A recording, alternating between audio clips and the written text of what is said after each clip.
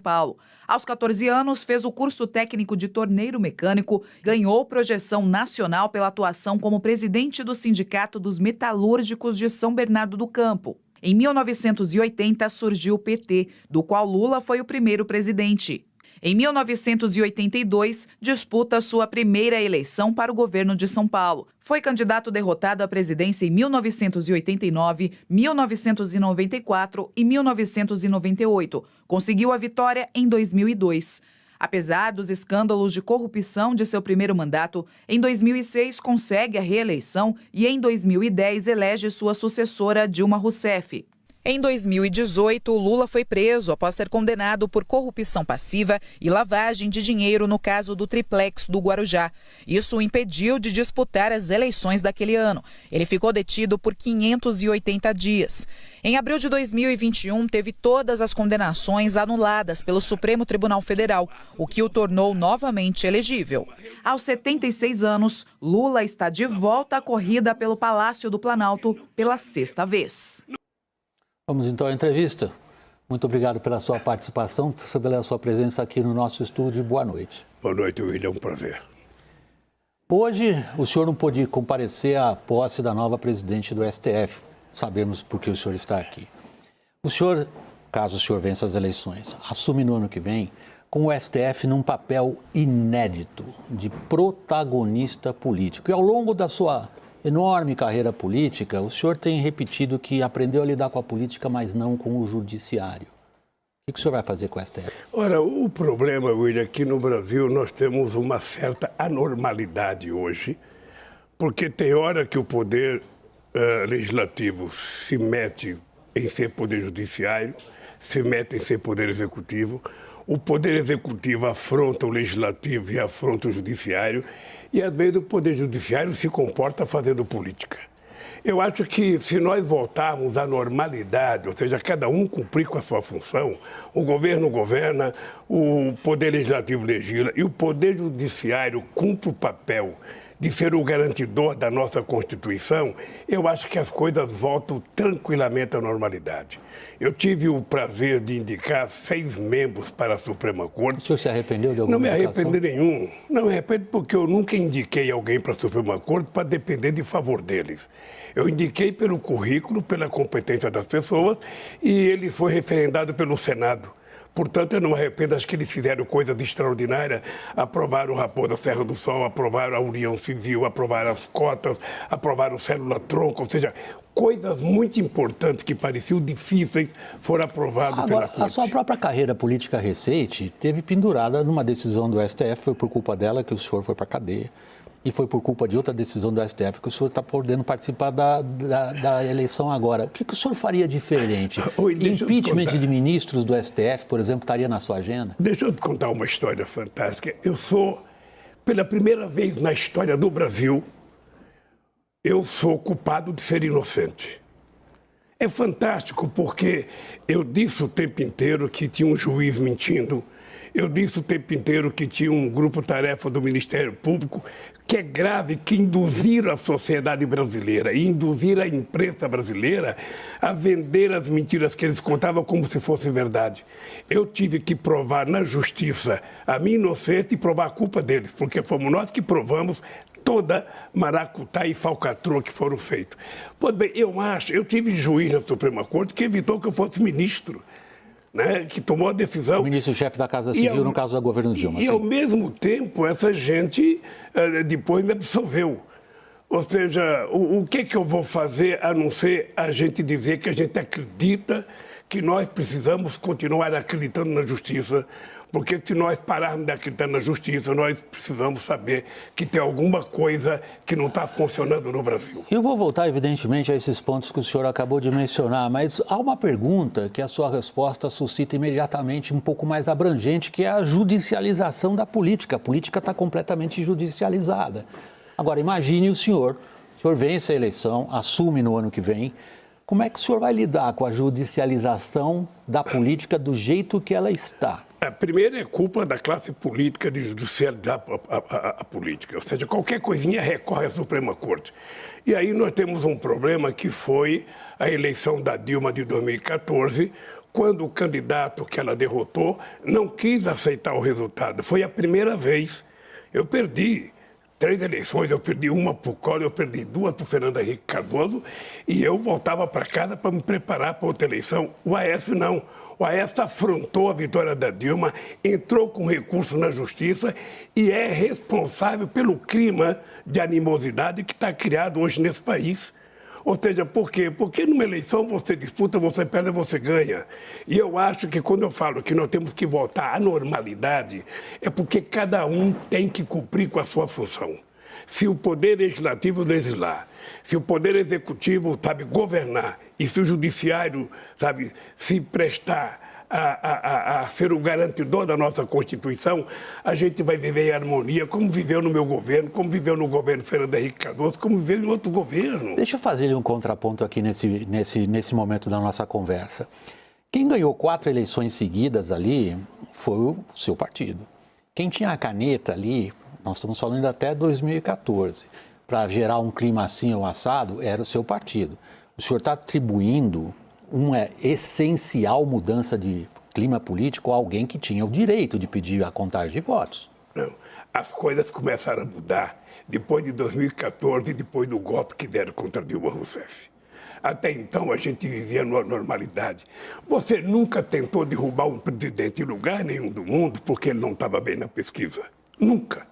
Ou seja, o que aconteceu é que inventaram uma pedalada, trocaram a pedalada pela motocicleta, sabe, tirar a Dilma para construir a ponte para o futuro e desmontar as coisas que vinham acontecendo nesse país. O país vivia numa certa normalidade, a gente não tinha dificuldade de relacionamento com os partidos políticos, não tivemos, e Fernando Henrique Cardoso não teve, o Sarney não teve, ou seja, isso começou, sabe, depois de 2014, depois de 2015, quando o companheiro Aécio Neves não aceitou o resultado das eleições e instigou, sabe, com que Eduardo Cunha se comportasse do jeito que se comportou.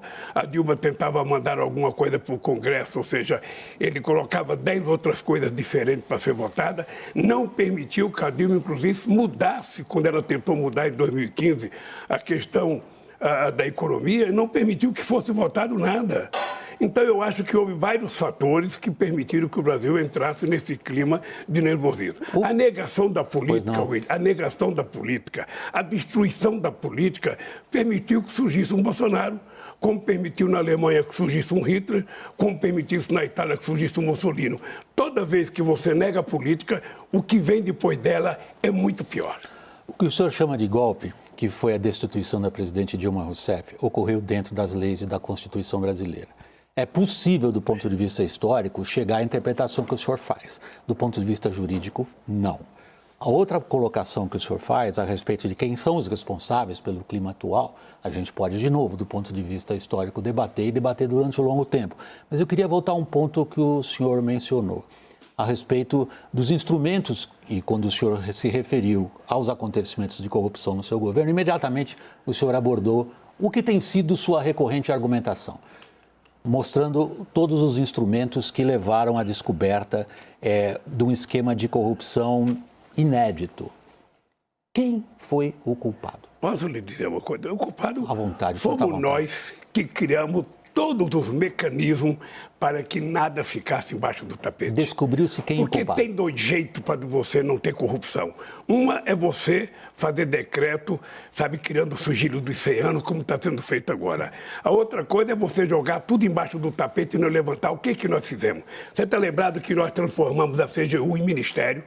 E o Ministério atuava em cada ministro, de que nós fizemos com que o CAD funcionasse, o COAF funcionasse, ou seja, a Polícia Federal, nós dobramos o número de funcionários, investimos na inteligência, o Ministério Público tinha total liberdade, ou seja, nós criamos todas as condições, e você está lembrado de um discurso meu em 2005, só existe um jeito de você não ser investigado nesse país, é você não cometer ilícito. Então, nós escancaramos o portal da transparência, a lei de acesso à informação, ou seja, você acompanhava o governo, sabe, minuto a minuto, coisa que tudo acabou, coisa que acabou. Hoje não se investiga, hoje o ministro da Saúde monta uma quadrilha para roubar na vacina e você transforma aquilo num sigilo de 100 anos. Hoje você vê o presidente não explicar para a sociedade por que ele gastou 26 milhões para comprar 50 imóveis pagando dinheiro. No meu tempo, nada ficava sem investigar. O senhor tem E assim foi e assim será. O senhor tem uma explicação a oferecer ao eleitorado sobre o que aconteceu, quem foi o culpado de tudo aquilo? Olha, eu acho que o culpado foi quem meteu as mãos, sabe, manteve os pés pelas mãos. Ou seja, quando você governa um país do tamanho do Brasil, sabe, um país que tem milhares de funcionários, sabe, dezenas de ministérios, e alguém comete um ilícito, o que você tem que fazer? Apurar. Apurou, puniu. Se a pessoa foi inocente, a pessoa é absolvida. Se a pessoa foi culpada, a pessoa paga. É assim que funciona. Eu te dou um exemplo mais forte, ou seja, quando houve corrupção, sabe, na Coreia, o que eles fizeram na Samsung? Prenderam o dono da empresa, mas a empresa continuou funcionando. Quando aconteceu na Volkswagen na Alemanha, o que eles fizeram? Prenderam o dono da empresa, mas o trabalhador continuou trabalhando. Quando eles fizeram na França, a mesma coisa. Aqui no Brasil, eles tentaram destruir as empresas. Quem pagou o preço foram os trabalhadores brasileiros, porque você sabe que a Lava Jato ela causou 4 milhões e 4 mil postos de trabalho fechados nesse país. Ela destruiu um setor de engenharia, ela destruiu o setor de óleo e gás desse país, que nós precisamos reconstruir com o mesmo discurso, William, o mesmo discurso.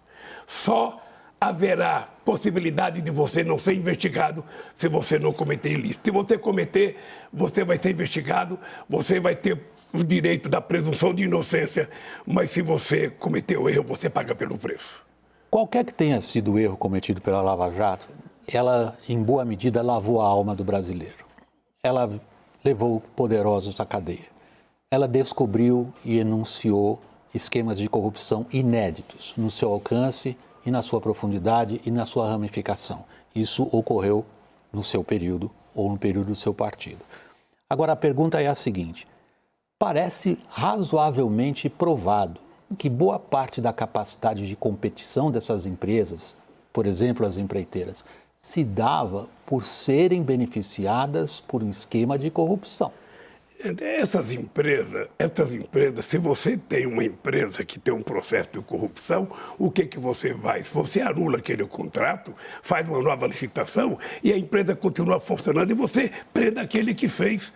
O que você não pode é levantar suspeita sobre todo mundo, e é importante dizer para você que quase todo mundo foi condenado, foi solto e saiu com muito dinheiro. Porque a delação premiada fez com que muita gente ficasse rico. Ora, o que eu posso te dizer é o seguinte, sabe, o processo de investigação poderia ter sido mais sério se o juiz não fosse o pilantra que foi, se não transformasse a Lava Jato numa questão política, para me proibir de ser candidato a presidente da República, para tentar me condenar. Ou seja, o tempo inteiro, eu tive 358, ou seja, pessoas que prestaram depoimento, eu tive 26 processos, foram todos, eu fui absolvido em todos, fui absolvido pela Suprema Corte, fui absolvido na ONU, na primeira e na segunda instância, ou seja, eu sou um cidadão livre, embora pelo fato das pessoas terem passado 5 anos acreditando na mentira, as pessoas não querem reconhecer. Então, eu estou muito tranquilo que nós vamos continuar combatendo a corrupção, nós vamos continuar dizendo para as pessoas que esse país não comporta efetivamente que a pessoa cometa crime que não seja punido. Isso você pode ter certeza que a gente vai escancarar. A lei de acesso à informação vai continuar funcionando para que cada cidadão brasileiro saiba até a cor do papel higiênico do banheiro do presidente, para que qualquer cidadão acompanhe, sabe, em tempo real, cada centavo que é gasto nesse país. E se alguém cometer um erro, essa pessoa vai ser investigada, vai ser julgada, pode ser punida, pode ser absolvida. É assim que funciona a democracia e é assim que vai acontecer daqui para frente. Logo no seu primeiro mandato, o senhor teve de enfrentar a questão do mensalão. Naquela ocasião, o senhor forneceu várias respostas para o problema da corrupção. E ao longo da sua carreira como presidente e mais tarde, já sob a Dilma, o senhor foi alterando passo a passo a sua maneira de explicar o que estava acontecendo. O senhor chegou a se referir como uma pessoa traída, o senhor chegou a dizer isso.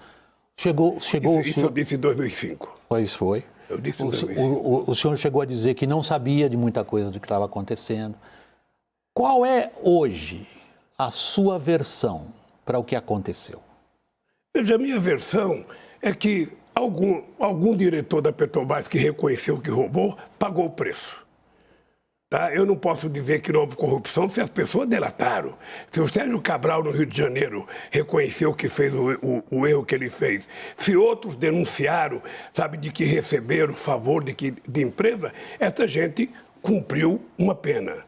O que eu acho grave é que essas pessoas foram beneficiadas por uma delação premiada, na qual o objetivo era tentar me culpar. Sabe, então, veja, meu caro, eu acho que não há espaço para que as pessoas pratiquem corrupção nesse país. Eu acho que não há espaço para um diretor de uma empresa praticar corrupção. Se praticar e for descoberto, ele vai investigar. Muita gente fala, mas você indicou diretor. O presidente da República não indica diretor. Quem indica diretor é o Conselho da Petrobras.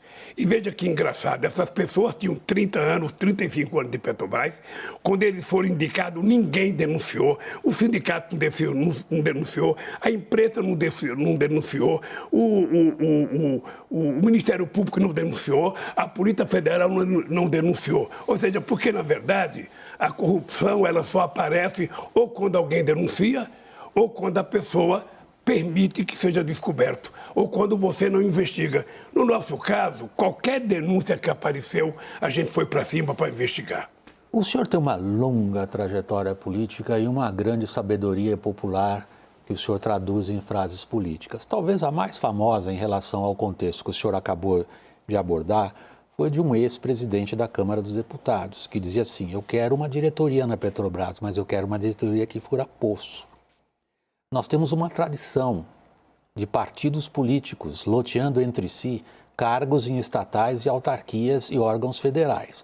Isto faz parte da história do Brasil, fez parte da sua história. De novo, nós estamos de novo na mesma situação. E fará parte da sua história se você for presidente da República. Não, eu não tenho essa veleidade nem essa pretensão, nem sirvo para isso. Deixa eu falar uma coisa. Só completar a pergunta. Desculpe minha falta de cortesia. Pelo amor de Deus, não quero aqui parecer agressivo nem interrompê-lo. Eu só gostaria de pontuar o seguinte. Sim, houve loteamento político nas diretorias da Petrobras. O senhor não sabia disso? Deixa eu lhe falar uma coisa. Acontece na democracia de qualquer país do mundo. Quando você ganha uma eleição, você faz uma composição para ganhar as eleições. Eu, por exemplo, agora tenho 10 partidos pequenos que fazem composição comigo. Se a gente ganhar as eleições, esses partidos irão participar do governo. Eles terão o direito de indicar aqui, como indicaram na Alemanha, como indicaram nos Estados Unidos, como indicaram na França. Isso faz parte da democracia. O que não tem sentido é você ganhar as eleições e o seu adversário indicar. Então, essas pessoas indicam essas pessoas. E cada pessoa que é indicada, ele é eleito pelo conselho dessas empresas. Então, meu caro, você não tem como fazer a não ser assim. Você não tem. Como é que você escolhe o ministro da Suprema Corte? Como é que você escolhe o diretor da Polícia Federal? Como é que você escolhe um procurador-geral da República?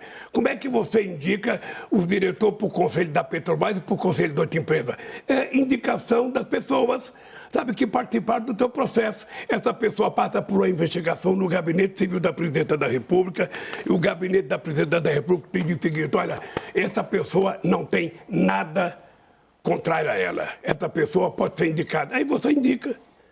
Sabe? E essas pessoas, veja, os que eu indiquei na Petrobras eram pessoas com mais de 30 anos de concursado na Petrobras. Não era corpo estranho. Eram pessoas, sabe, que pertenciam a partidos políticos, como muitos de hoje pertencem, mas que eram concursados e trabalhavam na empresa há muito tempo, antes do Lula criar o PT até. Vai ser assim a vida inteira, William, não tem como ser diferente. Não, o senhor está descrevendo como se faz a política como realmente ela é. Agora, supondo que o senhor vença a eleição, o senhor assume agora, no começo de 2023, numa situação muito diferente daquela que o senhor enfrentou 20 anos atrás no seu primeiro mandato, em termos de governabilidade. Um exemplo, que talvez seja bom para fazer o nosso público pensar, é a capacidade que o Legislativo desenvolveu de alocar recursos via orçamento público. É um poder, é uma ferramenta de poder que não existiu 20 anos atrás, quando o senhor, pela primeira vez, ocupou o Palácio do Planalto. Isso significa que o presidente da República é muito mais vulnerável, frágil e suscetível a manobras de partidos políticos do que era quando o senhor foi presidente pela primeira vez. Como é que o senhor pretende lidar com essa situação? O que aconteceu hoje no parlamento brasileiro é pela fragilidade do presidente da República. O presidente da República, ele foi cooptado pelo parlamento, ele entregou o orçamento ao parlamento, o orçamento é do governo. O governo manda a LDO no mês de agosto para ela ser aprovada, o governo tem que executar. Olha, mas o que acontece é que o governo está tão fraco que o Congresso se apoderou e hoje o Congresso tem mais poder de investimento do que o presidente da República. Sim, a descrição que o senhor faz isso é muito corresponde grave, aos fatos. Isso é muito grave. E como é que o senhor vai lidar com isso? Veja, eu espero que durante o processo eleitoral a gente eleja uma bancada bem mais arrumada do que a que temos hoje, bem mais comprometida com os interesses do povo do que nós temos hoje, e nós vamos ter que conversar. Política é a arte de conversar. Você vai ter que conversar e vai dizer que não pode ter orçamento secreto. Você vai dizer que não pode ter orçamento secreto, que você não vai permitir, sabe, que o Congresso possa ser o dono do orçamento quando tem que ser o Poder Executivo. Então, o Congresso vota o orçamento, mas quem executa é o presidente da República. Então, isso vai ter que ser conversa. Durante o processo eleitoral, nós estamos trabalhando a ideia de se eleger muitos deputados, muitos senadores, para que a gente não precise ser refém da forma que estão sendo refém. E isso vale para mim e vale para qualquer pessoa que ganhar. Eu sei que tem gente que vem aqui fazer entrevista com você e faz uma barbata. Não, porque eu faço isso, eu faço aquilo. Não faz. Não faz. Ou seja, você tem que conversar. E você conversa com quem foi eleito. Você não conversa com quem ficou suplente. Você não conversa com quem perdeu as eleições. Você conversa com quem está na cadeira, eleito como deputado ou eleito como senador. Goste ou não goste. Você conversa com as pessoas que têm poder de decisão. E você tem que montar uma equipe capaz de virar o jogo. Quando eu fui procurar o companheiro Alckmin para ser meu vice, sabe, era porque eu sabia da necessidade que a gente vai ter de fazer muita articulação em Brasília para a gente tentar mudar, sabe, o fato do presidente da República ser refém do Congresso Nacional. Refém do Congresso Nacional é pior ainda. Nunca se viu o Congresso Nacional com o tipo de ferramenta de poder que tem hoje. Isso implica ao senhor, como articulador político, montar uma coligação muito maior que a senhora acabou de anunciar, de 10 pequenos partidos. Como é que o senhor vai montar essa coligação? Olha, está montada a coligação. Primeiro temos que ganhar as eleições. Assumindo, depois, por hipótese, assim, ok, por hipótese. E depois vamos ter que montar o governo antes de assumir. Nós temos que entregar o governo antes de assumir. Nós vamos escolher os ministérios, as pessoas que têm competência. Eu vou te dar um exemplo, William. Quando eu ganhei as eleições de 2003, só para você ter ideia, eu levei o Furlan, que eu nem conhecia. Eu não tinha amizade com o Furlan. Eu levei o Roberto Rodrigues para a agricultura, que eu nem conhecia. Eu levei o Miguel Jorge, sabe, que eu tinha pouca amizade, era da Alto Latina. O Márcio Tomás Bastos não era do PT, o Celso Amorim não era do PT. Eu levei o companheiro Valfrido dos Mares Guia para ser ministro do Turismo, sabe, que eu não tinha nenhuma relação com ele. Ora, porque na hora de você montar o governo, você vai pegar pessoas que estão capacitadas e pessoas que têm representatividade. O que eu tenho hoje de diferente? Eu tenho muita experiência. Eu fui um governo, sabe, que conseguiu fazer as coisas que aconteceram nesse país, que há muito tempo não acontecia.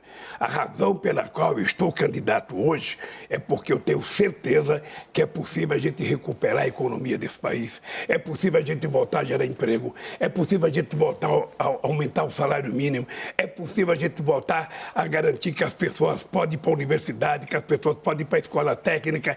É preciso garantir que a sociedade brasileira vai voltar a comer 3 vezes ao dia. Eu tenho certeza que eu vou garantir isso e tenho dito isso olhando na cara das pessoas. O povo vai voltar a comer, o salário mínimo vai voltar a aumentar, os pobres vão continuar entrando na universidade, Porque esse país nós já construímos uma vez. Nós tiramos 36 milhões de pessoas da miséria e levamos 42 milhões de pessoas a um poder de consumo de classe média baixa. É por isso que a economia estourou, sabe, no nosso governo. É por isso que o país cresceu. É por isso que eu deixei a presidência crescendo 7,5%, sabe, o PIB, e no varejo crescendo 13%. É ótimo o senhor ter introduzido o assunto da economia, porque está bem grande aqui a minha pauta. Evidentemente, nós vamos abordar isso. Mas veja só, nesse ponto da nossa conversa, quanta coisa nova a gente assinalou que vão lhe tornar a vida mais difícil.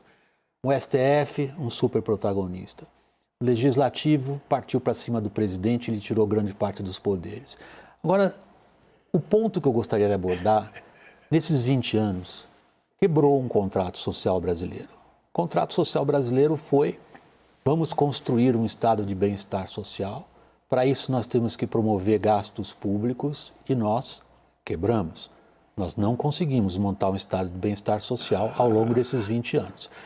O que o senhor pretende, por exemplo, e tem trazido a público em termos de programas de transferência de renda, valorização do salário mínimo, de onde o senhor vai buscar recursos? Não fale isso comigo, não.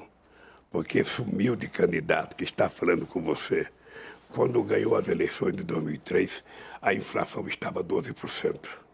A gente devia para o FMI e a inflação e o desemprego estava 12%.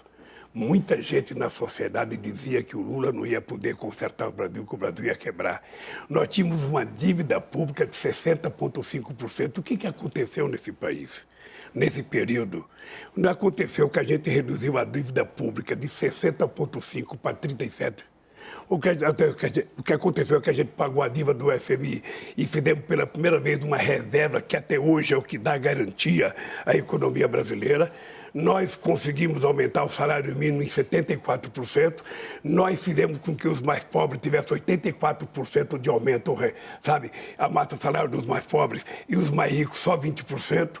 E nós conseguimos fazer com que ainda emprestasse um dinheiro para o FMI e fizesse a economia voltar a crescer. E mais importante, o Brasil criou um protagonismo internacional, que era o momento em que a gente recebia mais investimento direto no Brasil.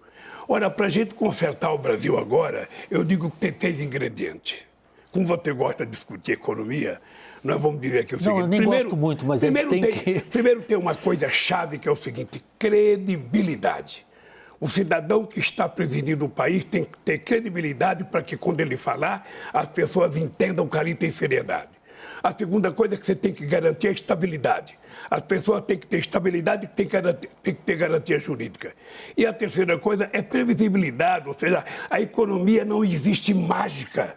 Não tem como você anunciar mágica na economia. A economia é um processo em construção que você vai ganhando espaço. Hoje nós temos uma crise mundial. A economia está crescendo menos, está muito mais estagnada. O Brasil cresce muito pouco. E o fato do Brasil crescer muito pouco e o presidente fazer muita dívida vai ser um problema. Eu sei que é um problema, mas é esse problema que eu quero resolver, porque eu quero provar que é possível, outra vez, a gente garantir que as pessoas mais humildes vivem bem e que a economia do brasileiro cresça. E para isso nós temos que fazer investimento. Fazer investimento como? Veja, a primeira coisa que eu quero fazer no mês de janeiro é fazer uma reunião com os governadores de estado. Os 27 governadores, independente a que partido eles pertençam. Quero fazer um levantamento dos 3 principais projetos de infraestrutura de cada governo do estado. Quero fazer um levantamento de todas as obras do PAC que já estão, sabe, pronta para ser trabalhada. Quero retomar o Minha Casa Minha Vida para que a gente possa fazer a economia voltar a funcionar. Deixa eu te contar uma coisa. Eu só queria separar um pouquinho os assuntos que são vários que o senhor colocou. Eu não esqueço nunca um dia, quando eu resolvi fazer uma coisa chamada financiamento do puxadinho. Isso na área econômica é um desastre. Um metalúrgico falando que era preciso financiar o puxadinho. E nós abrimos uma linha de crédito na Caixa Econômica Federal para financiar o cara que quisesse fazer um banheiro a mais, o cara que quisesse fazer uma garagem, o cara que quisesse fazer um quarto a mais. Isso bombou e começou a surgir nesse país muitas fábricas de cimento por conta do puxadinho. Então a economia não tem mágica, cara. Nós vamos ter que colocar, sabe, crédito para essas pessoas, vamos ter que fazer muito crédito. O BNDES vai voltar a ser um banco de investimento, o Banco do Brasil vai voltar a cuidar não só da agricultura, mas do micro e pequeno empreendedor, a Caixa Econômica vai voltar a financiar habitação e saneamento básico para esse país, e nós vamos fazer a economia voltar a crescer. E eu quero que você, depois de um ano de governo, me convide para vir dar uma entrevista para ver como é que está a economia. Está aberto, já está feito o convite, já assumindo, na hipótese que o senhor esteja vencedor da eleição, é sempre colocar isso antes. Deixa eu pegar alguns dos pontos que o senhor levantou. Quando eu falo de contrato social, eu falo da capacidade que a nossa sociedade tem de sustentar o que ela acha que as pessoas merecem. E as pessoas estão merecendo e necessitando de muita ajuda. O senhor descreve uma situação, e o senhor a descreveu, me parece, em palavras adequadas, quando o senhor aborda o dilema no qual o senhor, por hipótese, sendo vencedor das eleições, estará no meio dele em janeiro, que é o seguinte: o senhor mesmo se referiu, a economia crescendo menos, ao mesmo tempo o senhor precisa gastar mais, o senhor precisará de uma política monetária contracionista, senão o senhor terá a inflação. E o senhor terá uma política fiscal expansionista, porque o senhor precisa garantir às pessoas a ajuda emergencial que o senhor vem prometendo na sua campanha. Como? Você precisa gerar empregos. É isso que você precisa. É por isso que nós vamos fazer investimento para que a economia volte a funcionar, gerando emprego. As pessoas não querem viver de benefício o tempo inteiro do governo. As pessoas querem trabalhar. O que dá orgulho no ser humano, na mulher ou no homem, é trabalhar e no final do mês receber o seu salário e levar comida para sua casa. E nós vamos gerar emprego como fizemos da primeira vez. Ou seja, que foi gerado 20 milhões de empregos com carteira profissional assinada. Quando nós falamos sempre que vamos rediscutir as mudanças na legislação trabalhista, William, a gente não quer votar o passado, não, mas a gente quer adequar o direito dos trabalhadores à realidade econômica de hoje. As pessoas não podem trabalhar sem direito a descanso semanal remunerado, as pessoas não podem trabalhar sem seguridade social, as pessoas não podem trabalhar sem direito às férias. O que nós queremos é um país civilizado. E eu estou muito à vontade porque eu nasci na minha vida política negociando. Eu nasci fazendo greve, negociando, eu nasci vivendo a diversidade. E quando eu peguei a presidência desse país, muita gente importante desse país achava que o país não ia dar certo. Achava. Eu tive uma reunião com o presidente do FMI que eu dizia para ele o seguinte: ó, eu não quero vocês cobrando o Brasil, porque eu aprendi a ter responsabilidade. Esse país aqui, William, esse país aqui que vivia de enganar o mundo, quando eu assumi a presidência, o Brasil foi o único país do G20 que durante todo o período do nosso mandato a gente fez superávit primário. Então, responsabilidade não precisa ninguém dizer porque eu as tenho. E eu sei que a gente só pode fazer as coisas se a economia estiver funcionando bem. E eu sei que a economia só pode funcionar bem se eu não gastar mais do que eu recebo. Se eu tiver que fazer uma dívida, eu tenho que fazer uma dívida para construir um ativo que possa ser rentável, que possa ter, sabe, garantia de melhorar a infraestrutura desse país, que possa valorizar, sabe, o recebível dessa obra. É assim que a gente faz. Deixa eu te falar uma coisa. Hoje, você já parou para pensar quanto que é a dívida pública dos Estados Unidos? Quanto que é a dívida pública da Inglaterra? Quanto que é a dívida pública da Itália? Quanto que é a dívida pública do Japão? Ora, não tem problema você ter uma dívida se você tiver capacidade de fazer essa dívida para fazer investimento e não para fazer custeio. Deixa eu te falar, se eu não acreditasse nisso, eu não estava sendo candidato a presidente da República. Vamos ver o que aconteceu nesse período, logo depois que o senhor teve 2 mandatos, depois veio Dilma. Nós tivemos, como o senhor descreve, uma política voltada para criar superávites primários, ou seja, a capacidade de pagar, de criar o superávit sem considerar o pagamento de dívida. Isto foi se deteriorando já no seu 2º mandato. As propostas, são os números, eu não vou brigar com o IBGE. Mas me dê os números. Não, os números são. O senhor passou de 3,5% de superávit primário para um déficit de 4,5% ao final do governo Dilma. Não é verdade. Essa não é verdade. Ok, a gente checa. O que eu quero descrever para lhe mostrar. O que eu quero descrever e a partir daí lhe perguntar é o seguinte: a ideia de que o Estado seria um grande indutor do crescimento através de volumosos investimentos e papel dos bancos públicos, essa ideia acabou no maior desastre econômico brasileiro do século. Nenhum país que não esteve em guerra perdeu tanta renda como o Brasil perdeu ali entre 2014, 15 e 16. Ou seja, a fórmula aparentemente não funcionou. O senhor vai insistir nela? Deixa eu te contar uma coisa. Eu vou investir na fórmula que foi um sucesso extraordinário. Eu vou separar o data que você falou, vou pegar o meu mandato. Tá? Eu vou lhe contar algumas coisas para você saber. Quando eu cheguei na presidência da República, o nosso fluxo de balança comercial era 108 bilhões de dólares. Nós deixamos essa com quase 482 bilhões de dólares. O nosso fluxo comercial com a Argentina era 7 bilhões de dólares. Quando deixamos a presidência, era 39 bilhões de dólares. Quando eu cheguei na presidência, nós tínhamos 380 bilhões de reais de crédito em todos os bancos privados e bancos públicos. Quando eu deixei, eram 2 trilhões e 700 bilhões. Porque esse país era um país capitalista que não tinha capital. Sabe? Uma coisa importante que as pessoas não sabem é que o maior processo de capitalização da história do capitalismo no mundo foi feito aqui, na cidade de São Paulo, na sede do Bovespa, quando eu capitalizei a Petrobras depois da descoberta do pré-sal.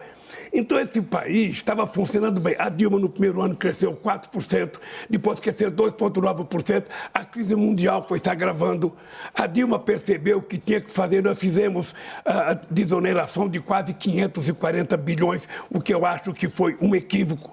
Quando a Dilma tentou mudar, ela mandou medida provisória tentando mudar, o Congresso Nacional rejeitou. Desoneração é uma renúncia fiscal importante. Mas não rendeu emprego como se esperava. É importante se você fizer com contrapartida. É importante se você fizer em tempo de crise com contrapartida.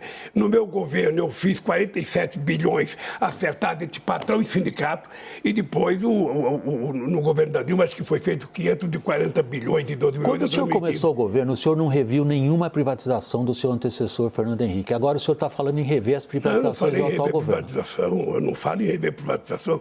Cara, eu vou ganhar as eleições, eu preciso tomar pé da situação. Eu preciso saber que a necessidade primária desse país é dar comida para esse povo. Você está lembrado do meu discurso quando eu ganhei em 2003? Se quando terminar o meu mandato, todo brasileiro estiver tomando café, almoçando e jantando, eu já cumpri a missão da minha vida.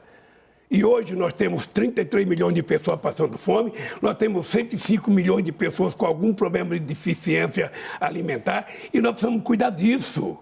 Nós precisamos cuidar. Essas pessoas não podem viver de esmola. Eu já fiz uma vez e vou fazer com mais competência agora. E vou montar um governo com muita gente da sociedade, muita gente importante. Quem quiser contribuir com esse país vai contribuir e nós vamos recuperar. Nós vamos fazer muitas obras nesse país. O Minha Casa Minha Vida foi substituído por uma coisa chamada Casa Amarela. Até hoje não tem uma casa. A carteira de trabalho foi mudada por uma carteira verde e amarela. Não tem o emprego. Ou seja, a maioria do emprego informal. Você sabe que tem quase que 80% das famílias devendo. E parte dessa dívida é com comida, é cartão de crédito. Outra parte é com água, com luz, ou seja, isso pode ser resolvido, por isso é que nós vamos fazer um programa de renegociar no varejo, renegociar com o banco, para dar à sociedade brasileira o direito de voltar outra vez a ser cidadãos e cidadãs respeitados. Há um setor importantíssimo da economia que é a hora da gente abordar agora, que é a produção de grãos e proteínas. O Brasil se tornou um campeão, uma enorme potência nesse setor. O senhor causou considerável irritação nesse setor, que em boa parte forneceu apoio político ao seu principal adversário nessas eleições, ao xingá-los. O que o senhor diria para eles agora? Eu diria o seguinte: nunca o agronegócio teve tanto financiamento como no governo do PT. Nunca. Você pode trazer eles aqui para dizer. O fato deles não gostarem do PT não é por falta de financiamento. Eles sabem que em 2008 nós fizemos uma medida provisória chamada 432, sabe, que renegociou a dívida deles, praticamente 75 bilhões de dólares, que se a gente não fizesse isso, eles quebravam. Nós financiávamos essas máquinas grandes que você vê na televisão a 2% de juros ao ano. Hoje eles estão pagando 18%. O problema deles com o atual presidente não é por um problema de financiamento, não. Porque ele sabe quantas viagens nós fizemos levando ele para poder melhorar a exportação. O problema deles conosco hoje é porque eles sabem que no governo do PT não vai ter desmatamento na Amazônia. O senhor considera o agro responsável pelo desmatamento? Eu conheço as pessoas de responsáveis do agro. Porque no agro tem muita gente que sabe que necessita produzir, que tem que ter uma política de preservação ambiental, que tem que respeitar a questão, sabe, do clima, porque o mundo comercial vai cobrar do Brasil. Então você tem muita gente responsável que cuida do meio ambiente, que está tentando preservar, que não quer fazer invasão no Pantanal, que não quer invasão em nenhum bioma, muito menos na floresta, sabe, amazônica. Então essa gente vai continuar trabalhando e essa gente conosco ganhou muito dinheiro.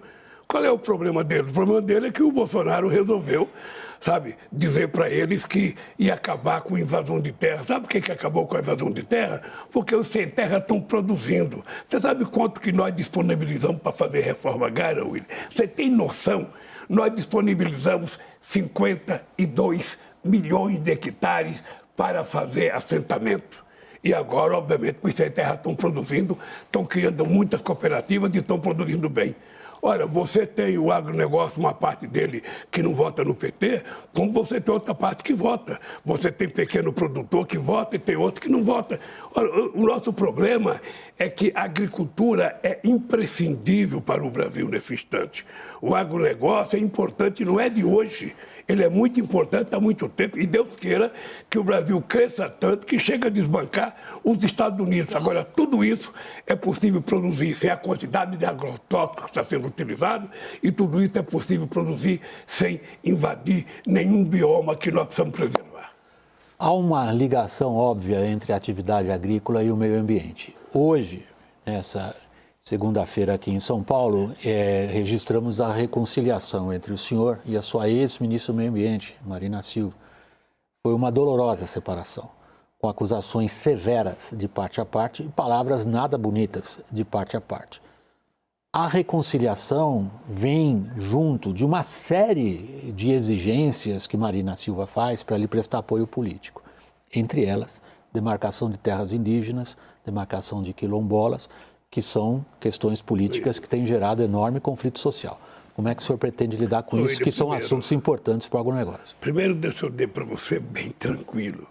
Ou seja, eu tenho consciência que foi no nosso governo que nós fizemos a maior quantidade de reservas de proteção ambiental, que foi a maior quantidade de legalização de demarcação de terras indígenas e que foi a maior quantidade de demarcação de terras quilombolas. Que é o que leva ao apoio do agronegócio a Bolsonaro. Não, veja, mas nós vamos ter que fazer, gente. Lamentavelmente, sabe, quando eu resolvi, sabe, brigar para que a gente legalizasse Raposa Serra do Sol, eu sabia que eu ia perder apoio, sabe, lá no estado de Roraima. Eu sabia, mas veja, você tem que fazer opção. Os quilombolas têm direito a ter sua terra demarcada. Essa gente são, sabe, gente que foi filhos e herdeiros de escravos, essa gente precisa ser tratada com decência. Os índios não podem ser tratados de vítima de garimpo. Tudo tem jeito. Agora, é importante que as pessoas saibam que nós sempre vamos governar para todos. Mas os mais necessitados terão a nossa preferência no tratamento. E aí tem empresários grandes na área da agricultura que se comportam dignamente e que produzem, que vendem, que exportam e que respeita. Sabe, quem não quiser respeitar, paciência.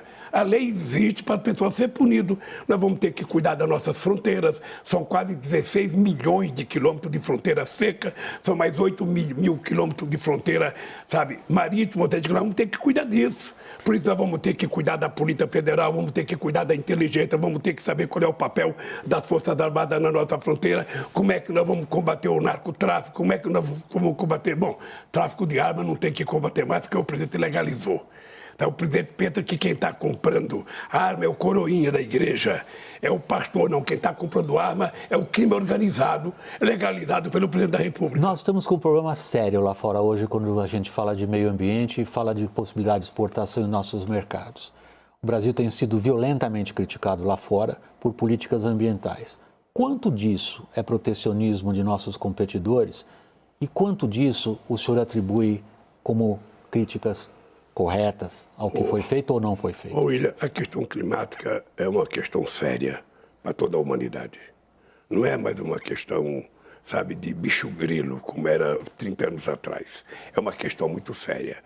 E o Brasil não vai abrir mão nunca da soberania do nosso território.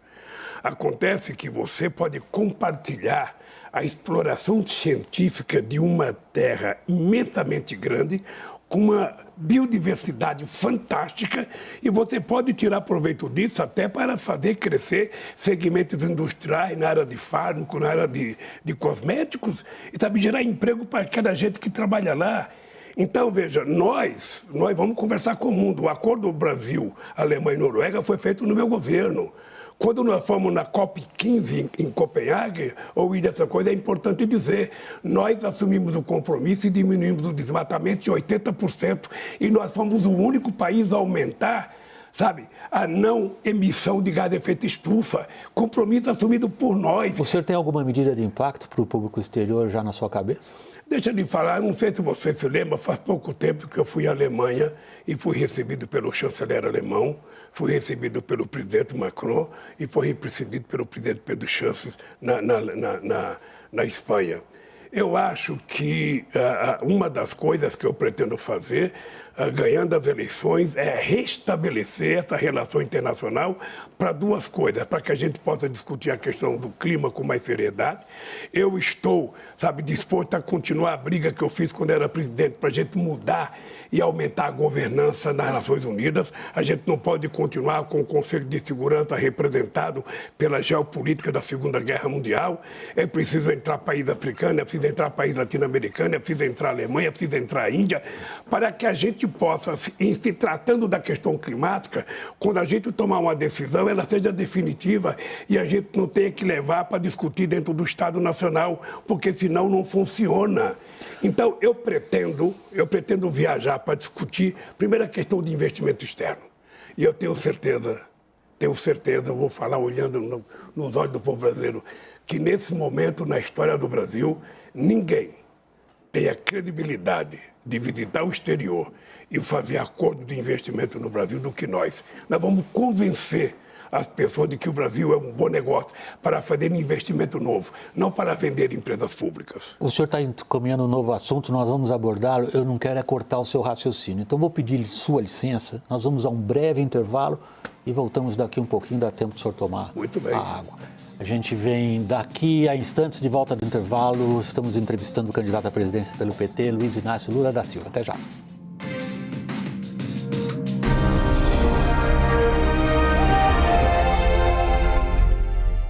Time de compras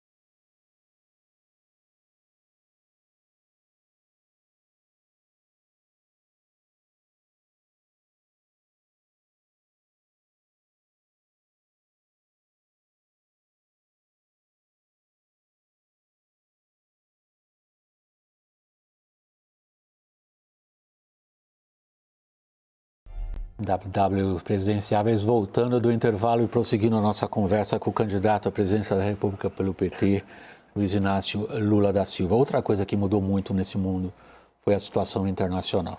O senhor fez uma das figuras de linguagem às quais o senhor sempre recorre, falando que a questão, por exemplo, da agressão da Rússia contra a Ucrânia poderia eventualmente ser resolvida numa cervejinha, que é uma bebida social.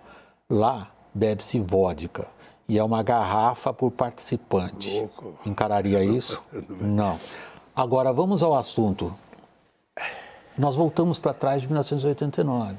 Nós estamos hoje com blocos de força.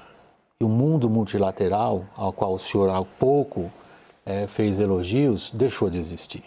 Onde é que está o Brasil nesse meio? Olha, o Brasil desapareceu. E o Brasil tem que voltar. Veja, uma coisa importante é que o Brasil não tem contencioso internacional. Quem criou contencioso é o atual presidente, que não gosta de ninguém, que não quer conversar com ninguém, que vê o presidente da França aqui, ele vai cortar a barba para não receber o cara, ofende a mulher do presidente, ou seja, é uma paranoia total. Mas nós temos 2 blocos lá fora. Então, veja, deixa eu lhe falar uma coisa. Quando a gente é chefe de Estado, a gente não escolhe amigo para conversar. Eu não tenho contencioso com ninguém. Sabe, o Brasil precisa estar muito bem com os Estados Unidos, o Brasil precisa estar muito bem com a China, o Brasil tem que estar muito bem com a União Europeia, o Brasil tem que estar muito bem com a América Latina, o Brasil precisa estar bem com a África.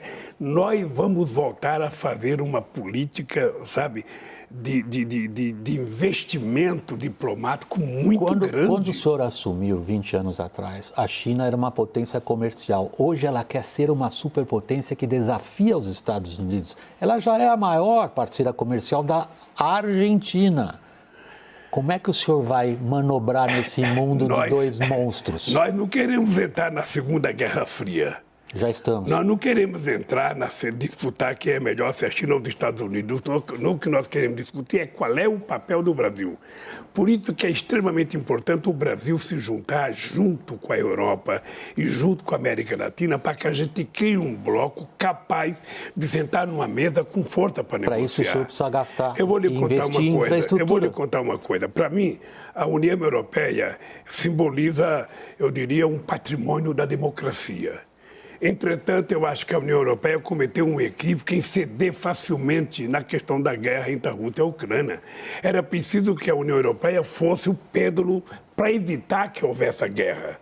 Era preciso mais conversa, era preciso mais seriedade, era preciso...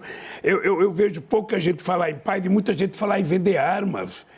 Quando eu tinha apenas 20 dias de presidência nesse país, eu estava no Equador, quando nós resolvemos criar um grupo de amigos para construir o referendo na Venezuela. E nós construímos, sabe com quem? Com Colin Powell. Celso Amorim e Colin Powell fizeram parte de um grupo de trabalho criado pelo Brasil contra a vontade do Chaves, que achava que a gente não devia participar dos Estados Unidos, e participaram. O que o Brasil tem que fazer é o seguinte: o Brasil tem que se fazer respeitar, o Brasil tem que se fazer valer enquanto um país grande, enquanto um país potência maior do mundo na questão climática. Isso tem um valor incomensurável hoje, Willy. Então, pode ficar certo o seguinte: você vai voltar a ter orgulho da relação internacional do Brasil. Para a gente voltar a ter orgulho da situação internacional do Brasil, a gente precisa de um mínimo de capacidade de projeção de poder. Não temos nenhuma. Você constrói. É o seguinte, eu fui presidente 8 anos nesse país. Eu fui convidado a participar 7 vezes do G8 e o Brasil foi o país que ajudou a construir o G20. Você precisa se fazer respeitar. Ninguém gosta de lambe-bota, ninguém gosta de puxa-saco, ninguém gosta de gente subserviente. Você te vai respeitar na hora que você, sabe, estiver representando o seu povo lá fora. E nós vamos fazer, sem ser prepotente. Eu vou repetir uma frase do Chico Buarque para falar do governo do PT. O Chico Buarque falava o seguinte: eu gosto do governo do PT porque não fala fino com os Estados Unidos, nem fala grosso com a Venezuela. É assim que a gente vai ser. Falando igual para todo mundo, respeitando e exigindo respeito. Minha última pergunta. O senhor, ganhando a eleição, vai assumir um país conturbado por uma inédita violência verbal troca de pauladas, aparentemente sem limites e altamente polarizado. E o senhor assumindo vai encontrar uma oposição aguerrida, como a gente talvez não tenha visto no país, comandada por um líder que provavelmente terá problemas com a justiça. Para pacificar o país, o senhor anistiaria o presidente Jair Bolsonaro? Primeiro, nós tivemos um pouco isso, dessa violência, no tempo da luta entre os comunistas e os integralistas aqui em São Paulo, que trocavam tiro na Avenida São João. Desde que eu comecei a fazer política, eu nunca tinha visto, nunca assisti e disputei todas as eleições, eu nunca tinha visto um comportamento incivilizado como eu estou vendo agora. Sabe, já houve 2 mortes em 2018, já houve tiro, já houve bomba no meu escritório, já houve 2 mortes agora. Semana passada mataram mais um cidadão. Você viu a humilhação que tentaram fazer uma moça com a cesta básica. Deixa eu te dizer uma coisa. Você não vai querer presidir o país para tentar instigar, sabe, a confusão. Ou seja, esse país precisa de paz para crescer. Esse país precisa de paz para melhorar e quem pode fazer isso é o presidente da República. É o comportamento dele que dita um pouco as regras do que vai acontecer na sociedade. Esse atual presidente, ele vive disso. Ele vive de provocar, ele vive de instigar, ele vive de desrespeitar, ele vive de ofender ministro da Suprema Corte. Eu só fico preocupado com o seu tempo. Não, eu não faço isso. Eu acho que nós vamos ganhar as eleições para reconstruir a paz nesse país, para que a família brasileira possa viver bem e voltar a ter esperança. É para isso que nós vamos ganhar as eleições. Posso considerar essas suas observações finais? Nós temos um minuto dedicado. Eu só quero dizer para o povo brasileiro, o seguinte, olha, esse país precisa efetivamente de muita paz para voltar a crescer, para as pessoas viverem bem. Eu falo que eu não quero governar o Brasil, eu quero cuidar do Brasil. Eu quero cuidar do povo brasileiro e é isso que nós vamos fazer a partir de 1º de janeiro. Muito obrigado pela sua presença, pela participação aqui no WW Presidenciáveis e boa noite. Obrigado a você, mas foi muito rápido. Eu nunca vi 50 minutos passar tão rápido. Bem, obrigado. Boa noite, obrigado. E até a próxima. WW Presidenciáveis termina aqui. CNN, você por dentro de tudo. Boa noite. Estamos de volta amanhã.